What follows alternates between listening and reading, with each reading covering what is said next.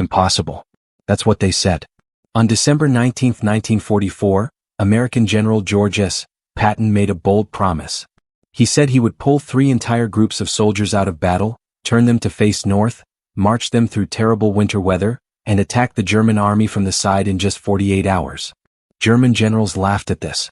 Their spy experts said it was just American lies. A top German commander named Field Marshal von Rundstedt said no army could do this in less than a week. They were all completely wrong. The way they reacted, which we know from their secret messages, diary writings, and interviews after the war, shows us how Patton's amazing achievement shocked them and changed the Battle of the Bulge from what could have been a German win into a terrible loss for Germany. Today we're sharing what German commanders actually said when Patton did the impossible. When German spies first heard American messages about Patton's Third Army turning north, they didn't get scared. They made fun of it. In the command center of German Army Group B, Field Marshal Walter Model read the spy report and said it was fake news from the Allies. Patton is fighting in the Saar area, he told his team. This is a trick to make us think he can be in 2 places at the same time. The German battle plan for their big attack in the Ardennes had one important belief. They thought it would take the Americans at least a week to move soldiers from other areas to fight back against their surprise attack. German commanders had studied how the Allies fought, how they moved supplies, and how their leaders worked. They knew that moving large groups of soldiers needed lots of planning, supply coordination, and time. Turning 3 divisions 90 degrees through winter weather? 2 weeks at least, maybe 3. Colonel General Alfred Jodl, who planned operations at German headquarters, thought about it more carefully. His diary entry from December 19 said, American radio messages suggest Patton's Third Army will attack our southern side within 48 hours. This is either really smart psychological warfare to scare us from moving forward, or American commanders have completely lost their minds. No army in history has ever done such a move in such bad weather in such little time.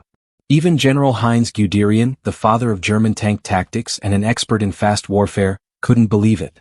When someone told him about Patton's announcement, he reportedly said, "If Patton actually does this, I will have to rewrite everything I know about how tanks operate." Guderian understood tanks and supply systems better than almost anyone alive. He knew how much fuel was needed, how much coordination was required, how much planning was involved.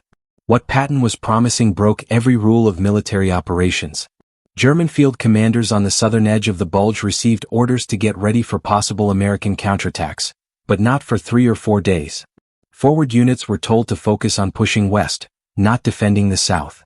The German 7th Army, which was responsible for the southern area, got very few backup soldiers because the high command didn't believe a big threat could appear that quickly.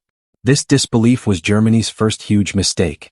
By the time they realized Patton wasn't lying, it was too late to change their battle plan. December 21, 1944. German confidence started breaking. Scout units reported massive American troop movements heading north from the Saar region. Not small units, entire divisions with all their equipment. Radio messages confirmed Third Army units were leaving combat and moving to new positions. Most alarming, German Air Force scouts, despite terrible weather, spotted long lines of American vehicles moving through the snowstorm. At Army Group B headquarters, Field Marshal Model's attitude changed dramatically. His chief of staff, General Hans Krebs, wrote down the conversation. Model paced the command room, asking again and again how this was possible. He demanded that their spy officers explain how Patton was doing in 2 days what should take 2 weeks.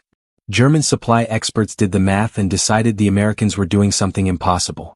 To move 3 full divisions with their support teams, about 133,000 men, 11,000 vehicles, tanks, artillery, ammunition, fuel, and supplies, through winter conditions on roads shared with other Allied units needed coordination that shouldn't be possible. One German supply officer wrote in his report, "Either the Americans have developed magical powers, or our understanding of supply systems is completely wrong." The mental impact on German commanders was huge. They had based their entire Ardennes strategy on the Allies being predictable and slow to respond. Suddenly that basic belief was falling apart. If Patton could do this, what else were the Americans capable of? General Otto von Manschufel, commanding the 5th Panzer Army, was one of the first to understand what this meant. He sent an urgent message to Model. "If Third Army attacks our southern side with full force while we are stretched westward, our leading units will be cut off. We must either speed up the advance to the Meuse River immediately or prepare defensive positions to the south." But speeding up was impossible. German leading units were already struggling against American resistance at St. Vith and Bastogne. Fuel shortages were critical. The Germans had planned to capture American fuel storage areas, but tough American resistance had stopped this. German tanks were literally running out of gas. The irony wasn't lost on German officers. Here was Patton supposedly moving 3 divisions through a blizzard while German panzer units couldn't move because they had no fuel.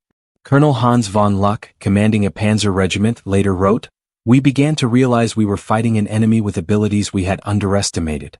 The Americans we thought of as beginners were outmaneuvering us with speed and flexibility we could no longer match." By December 22, concern had turned to alarm. Patton's forces weren't just moving. They were actually getting ready to attack. This wasn't propaganda or trickery. It was real. And German High Command had no plan ready to respond. December 22, 1944, 6 a.m. Patton's 4th Armored Division crashed into German positions on the southern side of the Bulge. The shock was total and immediate. German units that had been told they had several days to prepare were hit by a full-scale American tank assault barely 72 hours after Patton had announced his plan. The German 7th Army Command Post erupted in chaos. General Erich Brandenberger, commanding the southern area, sent a frantic message to Army Group B, under heavy attack from American tanks. Multiple divisions. This is not a small probe. This is a major attack. Patton has actually done it. Field Marshal Model's response, recorded in command logs, revealed his stunned disbelief. Confirm that this is Third Army. Confirm Patton himself is leading the attack. How is this possible? When confirmation came that it was indeed Patton's forces in full strength, Model reportedly threw down his marshal's baton and declared, "We are fighting a genius." German soldiers facing Patton's attack were equally shocked. Lieutenant Hans Schmidt, whose unit faced the 4th Armored Division, recorded in his diary, "The Americans appeared out of the snowstorm like ghosts. We were told they couldn't possibly arrive for days. Yet here they were in overwhelming strength, attacking with coordination and fierceness we hadn't seen before. They fought like men possessed." At German High Command in Berlin, the atmosphere turned grim. Hitler had personally promised that the Americans couldn't respond effectively to the Ardennes offensive. He had predicted at least 10 days before any coordinated counterattack. Patton had destroyed that prediction in under 3 days. When told about the attack, Hitler's response was typical. He blamed his spy officers for being incompetent and his field commanders for being weak. He refused to accept that an American general had simply outthought and outperformed German battle planning. But the professional German officers knew better. General Gunther Blumentritt, Chief of Staff to Field Marshal Rundstedt, wrote in his after-action report, "Patton's relief of Bastogne represents one of the most brilliant operational achievements of the war. To pull out of combat, move 3 divisions through winter conditions, and launch a coordinated attack within 48 hours requires staff work, supply coordination, and command excellence that exceeded anything we accomplished, even in our victories of 1940. The German southern flank began collapsing. Units that should have been moving west were instead fighting desperately to hold positions against Third Army's assault. The careful German timetable, already behind schedule, was now completely disrupted. Patton's attack didn't just rescue Bastogne, it broke the operational logic of the entire Ardennes offensive. As Third Army's 4th Armored Division broke through to Bastogne on December 26, German High Command faced a brutal realization. The Ardennes offensive had failed. Not because of American resistance at individual strongpoints, though that was heroic. Not because of fuel shortages, though those were critical. The offensive failed because George S. Patton had done something German planning assumed was impossible. Field Marshal Gerd von Rundstedt, overall commander of German forces in the West, held a command meeting on December 27. The notes from that meeting, captured after the war, revealed how deeply troubled the Germans were. Von Rundstedt opened with a harsh assessment. "We built our entire strategy on the belief that Allied response would be slow, disorganized, and reactive. Patton has proven that belief catastrophically wrong. We are no longer fighting the hesitant, cautious Allies of 1942 and 1943. We are fighting an enemy who has learned to operate with speed and decisiveness that matches or exceeds our own abilities." The strategic implications cascaded through German planning. If the Americans could move 3 divisions 90 degrees in 48 hours, then German operational security was meaningless. Any concentration of German forces could be met with rapid American response. The entire concept of surprise offensive operations, the core of German tactical doctrine, was obsolete against an enemy with such operational flexibility. German panzer commanders were particularly shaken. General Heinrich Freiherr von Luttwitz, whose forces had been pulled away from the drive to the Meuse to counter Patton's attack, wrote bitterly, "We created the concept of mobile armored warfare. We wrote the doctrine of rapid maneuver and breakthrough exploitation. Now an American general is using our own concepts against us and doing it better than we can. This is a bitter pill." At Hitler's headquarters, the Führer's response was predictable but revealing.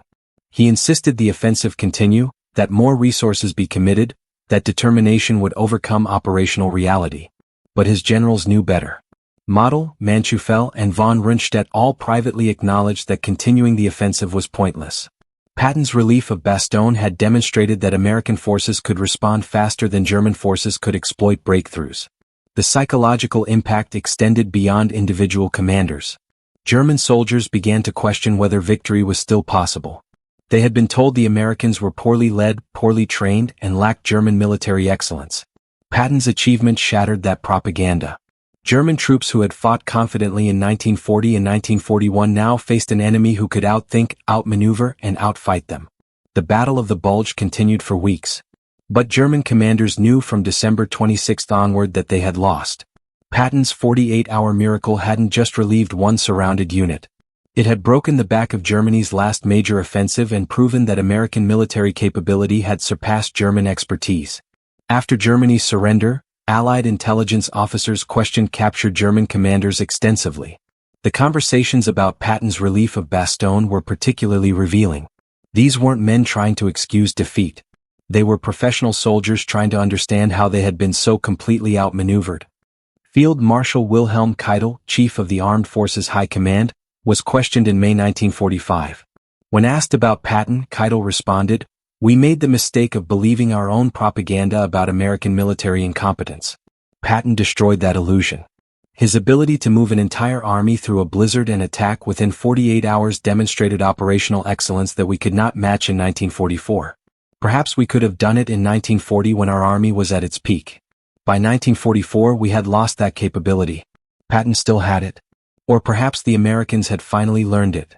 General Hermann Bulge, considered one of Germany's finest tactical commanders, was more analytical. Patton understood something fundamental, that in modern warfare the side that can respond faster controls the operational tempo. He didn't wait for perfect conditions or complete information. He acted decisively with what he had. This is what we did in our victories. By 1944 we had become cautious and slow. Patton remained aggressive and fast. That difference determined the outcome.